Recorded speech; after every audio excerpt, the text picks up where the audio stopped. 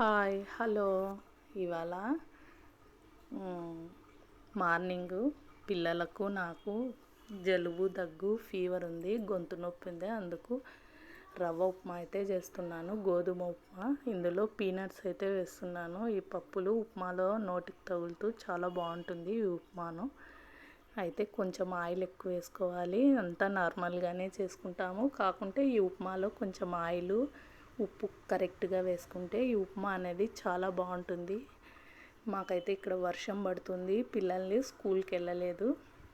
నేనైతే ఉప్మా ప్రిపేర్ చేశాను గోధుమ రవ్వతో. ఎసరు కాగిన తర్వాత 1కి 2 వేసుకుంటే పొడి ఉప్మా లాగా ఉంటుంది. నేనైతే 1కి 3 కప్పులు నీళ్ళు వేశాను. ఇక ఉప్మా అయితే రెడీ అయింది. ఉడికిన తర్వాత ఆ కన్సిస్టెన్సీలో మూత పెట్టి ఒక 5 మినిట్స్ మగ్గించి తర్వాత ఆఫ్ చేసుకోవాలి. ఉప్మా అయితే రెడీ అవుతుంది. ఇక నేను మా పిల్లలు ఉప్మా, శనక్కాయ పొడి, నిమ్మకాయ ఊరగాయతో అయితే మా టిఫిన్ అయితే రెడీ అయింది. వీడియో నచ్చితే లైక్ చేయండి.